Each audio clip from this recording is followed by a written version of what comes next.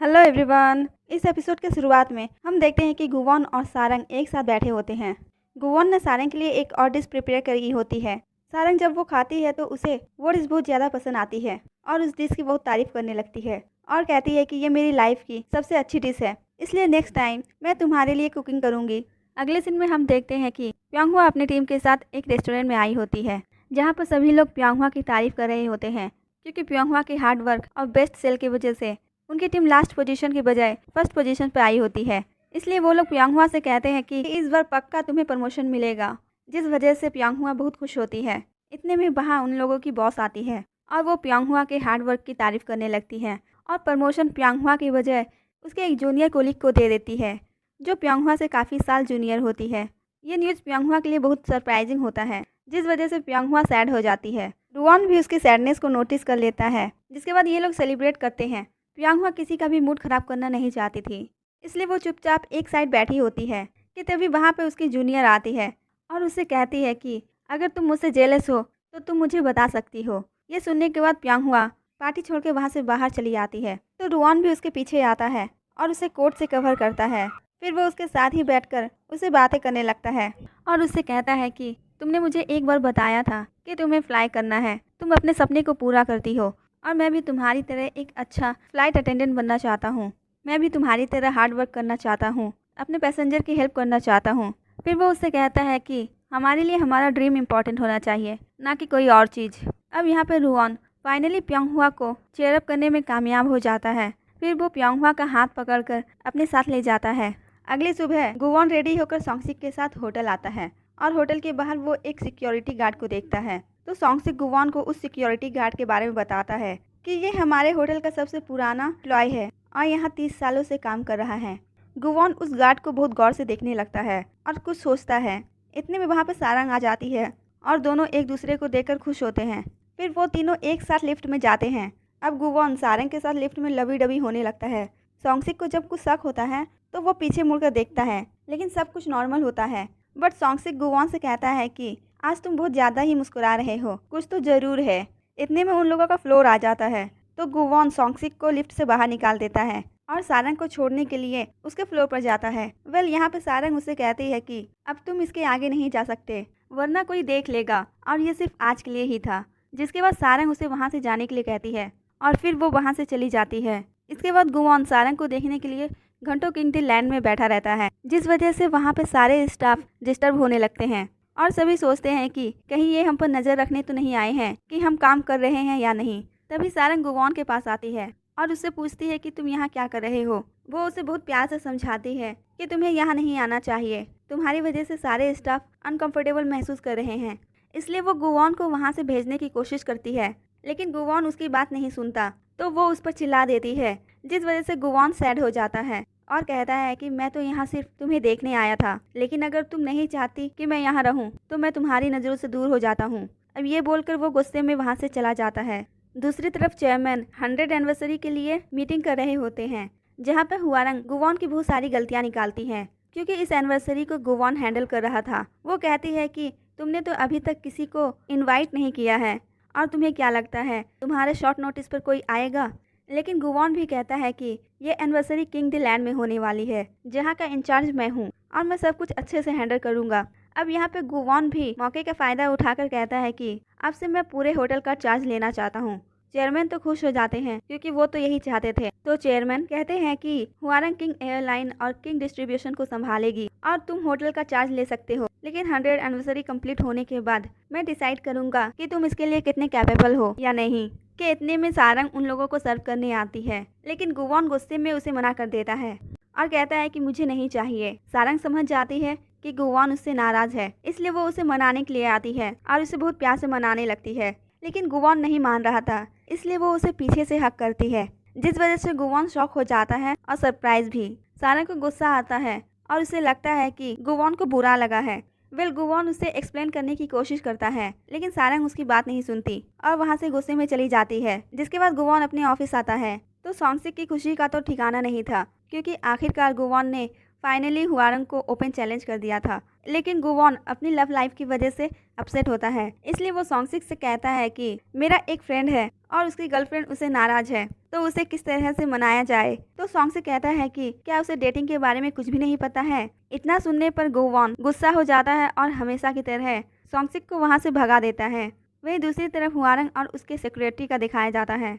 Secretary उसे कहता है कि गुवॉन को हल्के में नहीं लेना चाहिए, आपको जल्द ही कुछ करना पड़ेगा क्योंकि उसके पास एक हथियार है। तो हुआरंग पूछती है कि कौन सा हथियार, जिस पर सेक्रेटरी कहता है कि वो बेटा है। लेकिन हुआरंग भी कहती है कि मैं इतनी आसानी से गुवॉन को कुछ भी लेने नहीं दूंगी और ना ही उसे हार मानूंगी। भले ही वो इस एनिवर्सरी को हैंडल कर रहा है, लेकिन इसमें वही लोग आएंगे जो मेरी साइड में हैं। इसके बाद गुवॉन ग्रैंडमा से मिलने के लिए जाता है और जब वो वहाँ पहुँचता है तो देखता है कि ग्रैंडमा लाइट ठीक करते करते नीचे गिरने वाली होती है। तो गुवॉन उन्हें जल्दी से आकर पकड़ लेता है, जिसके बाद वो उन्हें हॉस्पिटल लेकर जाता है। लेकिन ग्रैंडमा वहाँ से जाने के लिए जिद करने लगती है। तो गुवॉन उन्हें कहता है कि जब तक आप अपना पूरा ट्रीटमेंट नहीं करा लेती, आप यहाँ से कहीं नहीं जा सकती। वो ग्रैंडमा के लिए बहुत कंसर्न होता है। अब ग्रैंडमा उससे पूछती है कि क्या तुम सारंग को पसंद करते हो। तो गुवॉन भी हाँ कह देता है। इसलिए ग्रैंडमा उसे समझाती है कि अगर तुम सारंग को पसंद करते हो तो तुम्हें उसे अपनी फीलिंग एक्सप्रेस करनी होगी, तुम्हें उसे हर चीज़ शेयर करना पड़ेगा। वो दोनों बात कर ही रहे होते हैं, इतने में वहाँ पर सारंग आ जाती है और वो ग्रैंडमा को देखकर बहुत ज़्यादा रोने लगती है। सारंग को रोता देखकर ग्रैंडमा गुवॉन पर गुस्सा करने लगती है और कहते हैं कि तुमसे एक बात भी छिपाई नहीं जाती, तुम कितने बड़े बिग माउथ हो। फिर ग्रैंडमा कहती है कि आज रात मैं यहाँ रुकूंगी तो तुम दोनों जाकर मेरे रेस्टोरेंट का ध्यान रखोगे।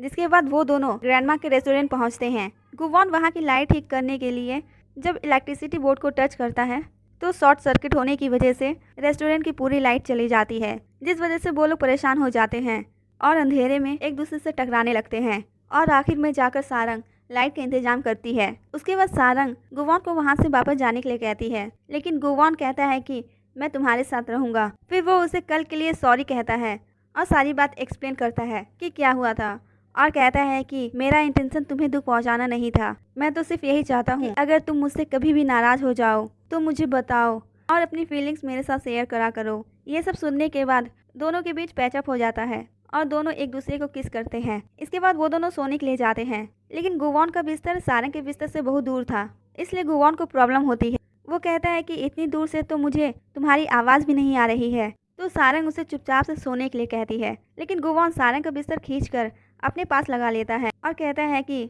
हम लोग एक साथ पहले भी रूम में रहे हैं, लेकिन उस वक्त तुम्हें देखकर मुझे गुस्सा आता था, पर पता नहीं चला कि मैं तुम्हें कब पसंद करने लगा।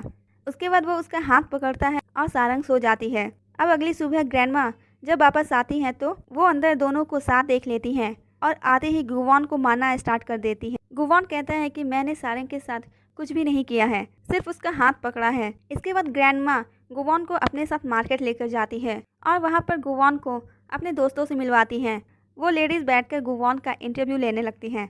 उनमें से एक ग्रैंडमा की फ्रेंड अपने ग्रैंड सन इन लॉ की बहुत तारीफ करती है और कहती है कि मेरे सन इन लॉ के पास तो अपना घर है और वो बहुत बड़ी कंपनी में काम करता है, लेकिन गुवॉन के पास तो घर ही नहीं था कि कभी भी उसको इसकी ज़रूरत नहीं पड़ी। ग्रैंडमा को लगता है कि गुवॉन गरीब है, इसलिए वो उसे सीधे बैंक ले जाती हैं और वहाँ पर उसका एक अकाउंट खुलवाती हैं और वो गुवॉन को हर महीने इसमें डिपॉजिट करने के लिए कहती हैं ताकि वो अपने और सारंग के लिए कुछ सेविंग कर सके। तो गुवॉन ग्रैंडमा से कहता है कि इसका मतलब है कि आपने मुझे सारंग के लिए बेस्ट कैंडिडेट अप्रूव कर दिया है। उसके बाद ग्रैंडमा घर आकर गुवॉन के लिए बहुत अच्छा सा खाना बनाती हैं जो उन दोनों को बहुत पसंद आता है। इसके बाद हम देखते हैं कि गुवॉन सारंग को उसके घर ड्रॉप करने आता है, जहां वो सारंग से फिर से लवी डबी होने लगता है कि तभी वहां पे दायुल और प्यांगहुआ आ जाती है। सारंग इन दोनों को देखकर गुवॉन को बहुत जोर से धक्का देती है, लेकिन वो दोनों गुवॉन को पहचान लेती हैं और उसे घर पर इनवाइट करती है। अब वो दोनों उन दोनों को अपना दर्द सुनाती हैं। दायुल कहती है कि उन लोगों को बाली ट्रिप पर जाना था, लेकिन उनकी सीनियर उन्हें बाली ट्रिप ले जाने के बजाय बाली नाम के एक कैफे ले जाती है। वहीं प्यांगहुआ का भी उन्हें पता चलता है कि उसे प्रमोशन नहीं मिली है, बल्कि उसके जूनियर को मिली है। फिर गुवॉन को सारंग के बारे में भी पता चलता है कि बेस्ट टैलेंट होने के बाद भी कि उसे होटल की तरफ से कोई भी बेनिफिट नहीं मिला है। ये सुनकर गुवॉन को बहुत गुस्सा आता है और वो उन लोगों से कहता है कि तुम लोग इसकी टेंशन मत लो, मैं इस चीज़ की पूरी रिस्पॉन्सिबिलिटी लूंगा। ये सुनने के बाद वो लोग कहती हैं कि तुम कौन सा हेड मैनेजर हो, तुम तो मामूली से एक मैनेजर हो, और जो हेड मैनेजर है वो तो बहुत ही बदतमीज और अकड़ू इंसान है, उसे हम जैसे एम्प्लॉय की क्या फिक्र होगी। वो लोग कहते हैं कि हमें ये सब सारंग ने बताया है अब सारंग एक बार फिर से गुवॉन के सामने शर्मिंदा हो जाती है। इसके बाद गुवॉन सॉन्गसिक को उन तीनों का नाम देता है और उन तीनों के लिए एक ट्रिप अरेंज करने के लिए कहता है। अब तीनों के पास एक एक करके नोटिस जाता है कि होटल की तरफ से आप लोगों के लिए एक ट्रिप अरेंज की गई है। ये देखने के बाद वो तीनों बहुत खुश होती हैं और फिर अगले दिन तीनों फ्रेंड एयरपोर्ट आती है। गुवॉन भी एयरपोर्ट पर उनका वेट कर रहा होता है क्योंकि वो भी उनके साथ जा रहा था। गुवॉन उन लोगों को देखकर खुश होता है, खासकर सारंग को, क्योंकि ये उसका सारंग के साथ पहला ट्रिप होता है।